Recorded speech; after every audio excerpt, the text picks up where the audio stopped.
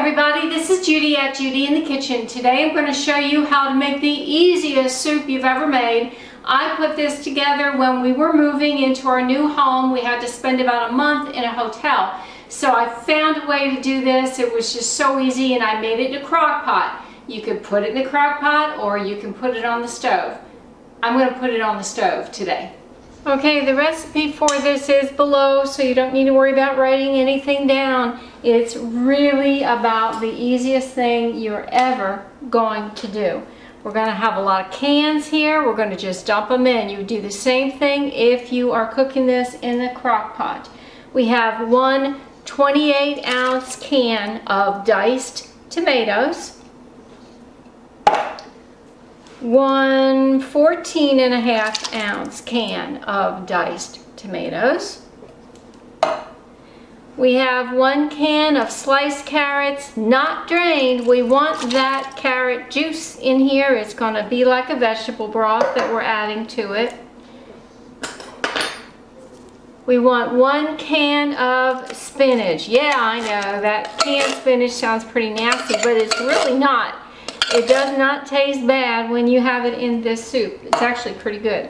Not drained. You see, I just added everything. Now I have a can of diced potatoes. You could use sliced potatoes, juice and all that's in there. Dump it all in. That's good. Now I have one can here of navy beans, and you could use any kind of beans that you want. Now these I did drain and rinse. You could also put them in there without draining them and rinsing them. I've gone either way. It works out just fine. Now you could use a ½ cup of chopped fresh onion or 2 tablespoons of dried onion. I'm going the easy way, 2 tablespoons of dried onion.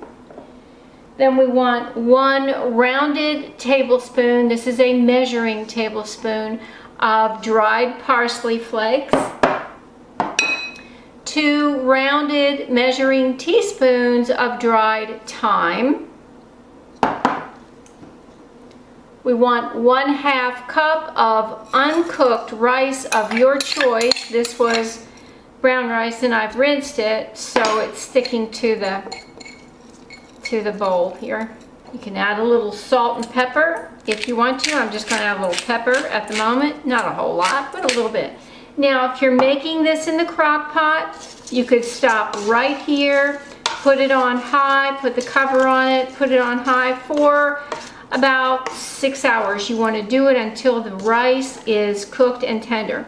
Now, as you can see, there's not a whole lot of broth here. That works out well for a crock pot.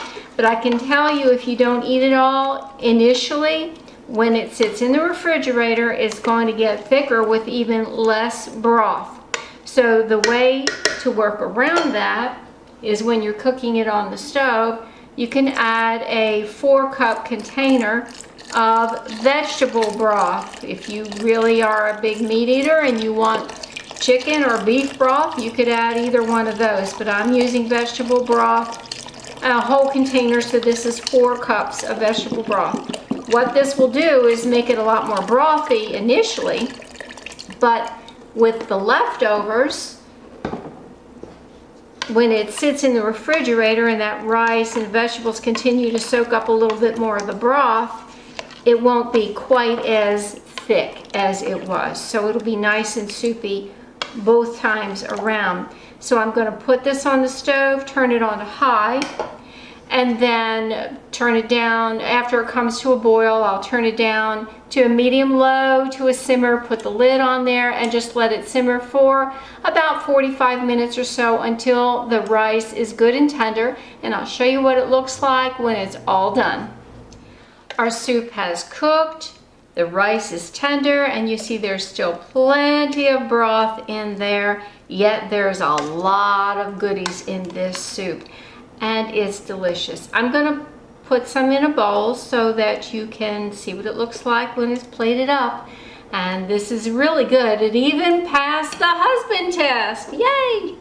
Here it is in a bowl and ready to go. And I want to tell you too, not to be afraid of the canned spinach. I know that's something that would turn a lot of people off, but it doesn't have a strong spinachy flavor at all to it. It just kind of blends in really, really well, and you get your leafy greens in that way.